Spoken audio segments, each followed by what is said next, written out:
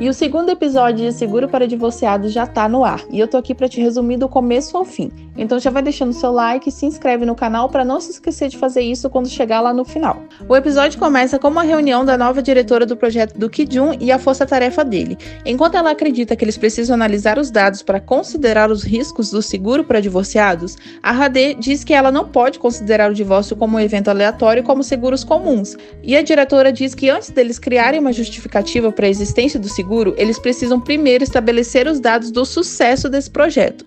O Ki-jun compra a ideia da Ha-dae e diz que a premissa é importante e que por isso eles devem mostrar bons argumentos para que as pessoas aceitem o seguro. A diretora insiste que os dados vêm primeiro e eles acabam tendo que concordar com ela. O chefe do Ki-jun fica o tempo todo nervoso durante a reunião e percebe o clima tenso entre ele e a ex dele. Então ele tenta intervir dizendo que os dois têm boas ideias, mas assim como aconteceu no elevador, quando ele fica nervoso ele acaba peidando. E nem a diretora consegue ficar perto dele quando ele faz isso no meio da reunião. Ela vai parar do outro lado da mesa junto com a força-tarefa do Ki-jun, todo mundo tentando cobrir a respiração enquanto o chefe deles fica tentando abanar o fedor. E enquanto o Ki-jun fala pra Ha-dae que a ideia dela de justificar o seguro antes de qualquer coisa é boa e de que eles vão trabalhar juntos nisso, a ex dele percebe que tá rolando o clima e já faz logo aquela cara de invejosa. Então a gente já sabe que ela ainda tem sentimentos por ele. O Jo-man diz que, antes de tudo, os riscos também devem ser analisados, e a ex do Ki-jun diz para ele que os dois vão trabalhar juntos a partir de agora.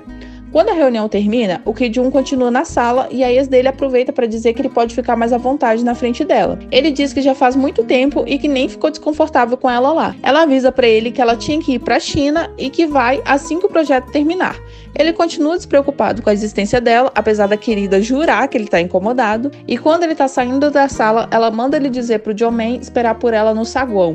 O Ki-jun encontra a força-tarefa dele no elevador e eles estão falando que trabalhar com a primeira ex-esposa é uma merda tão grande quanto trabalhar com a última, mas o Jo-man discorda, porque ele diz que uma das merdas sempre fede mais. O Ki-jun concorda com a definição e o chefe dele manda ele não criar sentimentos estranhos pela diretora para não estragar o projeto. A Ah-yoon diz que como ele tem um cargo bom na seguradora, ele deve receber muito bem, ele deve ser rico, né? E o Jo-man diz que ele tá falido por ficar pagando 3 pensões. Ki-jun aproveita esse momento para acabar com a graça dele e diz que a diretora vai encontrar com ele no saguão, deixando o Jo-man com uma sensação ruim que ele não sabe explicar. A Ha-dae e o Ki-jun decidem ir juntos em um local onde eles possam entender melhor os clientes. A Ha-dae acha que, por se tratar de divórcios, eles deveriam ir num fórum ou ver um advogado, mas o Ki-jun fala que eles precisam ir num restaurante primeiro porque de estômago vazio eles não vão conseguir nada. Quando eles chegam no restaurante, o Ki-jun vai estacionar e quase bate num carro. A Ha-dae olha pra fora e vê o ex-marido dela com outra mulher dentro desse carro. O Ki-jun e o ex-marido dela começam a jogar Jokin-po para decidir quem vai ficar com a vaga e o Ki-jun vence. Dentro do restaurante, a Ha-dae fica naquele modo automático dela e o Ki-jun tentando fazer ela falar se não tá gostando da comida. Ela diz que na verdade não gosta de lugares lotados, mas depois acaba falando que o cara do carro era o ex dela. O Ki-jun diz que ela não é do tipo que conseguiria ser uma completa sem noção. Eles ficam provocando um ao outro e quase engasgando com a comida. Apesar das gracinhas, a gente já vê o casal se aproximando cada vez mais. Depois do almoço, eles vão tomar um café num templo e a Ha-dae até questiona se eles não vão trabalhar, mas o Ki-jun diz que eles vão tomar café e trabalhar. Lá eles encontram com uma religiosa que é uma das ex-esposas do Ki-jun. Ele diz para Ha-dae que ela é a pessoa mais sábia que ele conhece e a Ha-dae pode fazer perguntas para ela e saber uma justificativa para a criação do seguro. A Ha-dae manda ele sair para a ex dele ficar mais à vontade e explica para ela que eles estão criando um seguro para divorciados e que ela precisa saber o motivo do fim do relacionamento dos dois. Ela diz que a vida toda ela quis seguir a vida espiritual e não podia, então teve que casar e criar uma família, mas que tudo mudou quando ela e o Ki-jun assistiam ao filme do curioso caso do Benjamin Button, e um personagem falava pro Benjamin fazer o que quisesse e fosse feliz, e ela diz que o Ki-jun disse exatamente o mesmo para ela. Ela diz que ninguém critica alguém em sofrimento, mas critica um divórcio apesar de também acontecerem casos sofridos, e diz que eles vão ser muito criticados por criar esse seguro, mas que se eles pretendem ajudar alguém que quer fazer o que gosta de verdade, então vale a pena. Quando o Ki-jun e a Ha-dae estão indo embora, a ex-esposa dele pede para que eles fiquem e vejam as estrelas cadentes daquela noite, porque vai ter uma chuva de meteoro que só acontece a cada 100 anos, e mesmo hesitando um pouco, a Ha-dae aceita ficar. Quando ela vai embora, o Ki-jun pede desculpas para Hade por não ter avisado ela sobre a ex dele e diz que sempre visita ela antes de fazer um projeto porque ela é mentora dele. E daí ele diz que sabe que é difícil a Hade entender isso. A Hade diz que na verdade entende justamente por ser difícil. E ele fica perguntando o que elas conversaram, mas a Hade não responde. A diretora do projeto e ex do Ki-jun se chama Nare. Ela e o Jo-man foram até um cybercafé porque ela pediu para ele levar ela no lugar onde eles mais encontrariam dados sobre o projeto. Ela diz que eles vão virar a noite lá, mas é a primeira a pegar no sono e pedir por uma pausa. Eles vão conversar do lado de fora e no meio de algumas perguntas ela quer saber se ele já foi casado. Ele diz que sim e ela pergunta qual foi o estopim, a gota d'água para o divórcio. Ele diz que é uma longa história e pergunta qual foi o motivo dela. Ela menciona um poema infantil sobre palavras, tudo para no final dizer que o Ki-jun magoou ela com palavras e que como o casamento não foi oficializado e eles se separaram 3 meses depois de casar, foi fácil acabar por conta dessas palavras que ele disse. Eles começam a falar sobre seguros que gostariam de criar e o Jo-man diz que criaria um seguro espacial, lembrando dos animais enviados ao espaço e que nunca mais voltaram. Ele se senta do lado da Nare para mostrar a estrela mais brilhante no céu e falar sobre aquele seguro não ser bobo se todos podem se machucar no espaço. Ela fica um pouco sem entender, mas rola um momento onde ele tem que segurar no braço dela para mostrar a estrela e os dois ficam meio abalados com o momento. A Hade e o Ki-jun montam uma espécie de acampamento para ver a chuva de meteoros e ela menciona que ver deitado é melhor do que sentado.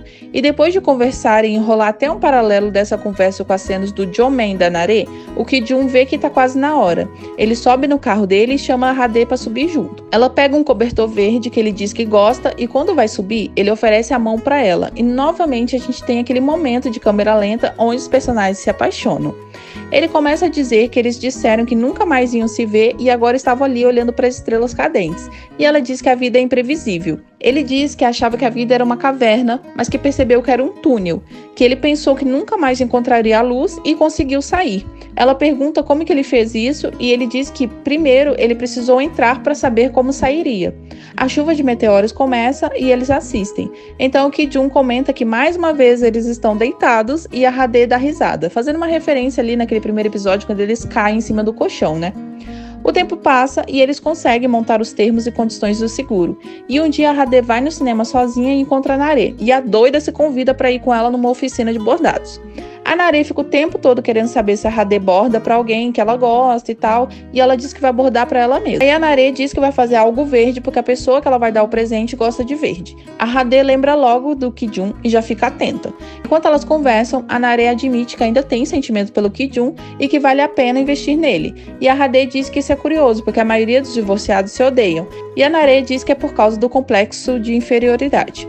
Eles fazem uma reunião e a Nare diz que eles podem apresentar o projeto numa próxima reunião, mas eles ainda precisam considerar todos os contras desse projeto, e isso inclui possíveis fraudes e também uma solução para diminuir a taxa de divórcios. Eles pensam em maneiras de agradar os casais e oferecer um meio de fazer com que mudem de ideia sobre o divórcio, e o Ki-jun até comenta que poucas pessoas devem saber que existem tantas maneiras de se salvar um casamento.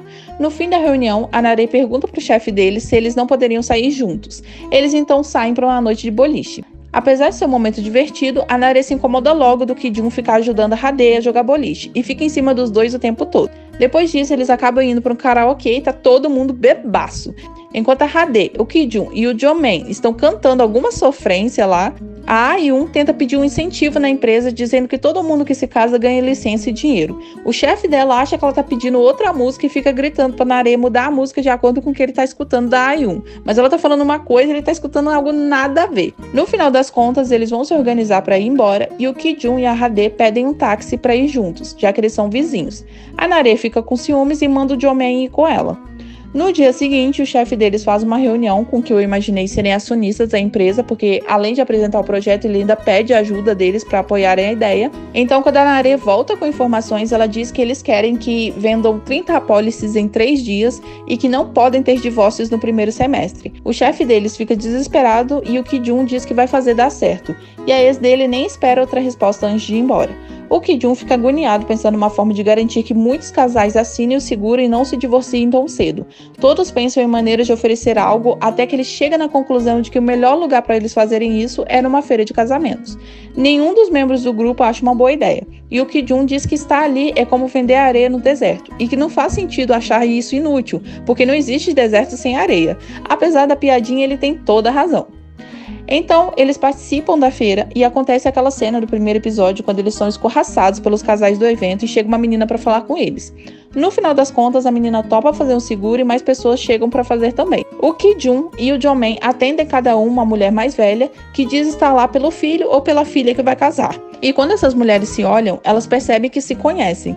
E o episódio termina com o Ki-jun desesperado por perceber que elas são as sogras dos noivos. E aí, você tá gostando dessa série? Eu particularmente tô adorando, porque toda cena que tem alguma piadinha, eu fico uns 10 minutos dando risada e preciso reassistir de novo pra entender o que aconteceu. Me conta aí nos comentários se você tá gostando ou não. Já vai deixando seu like, se inscreve no meu canal e eu te espero no próximo episódio.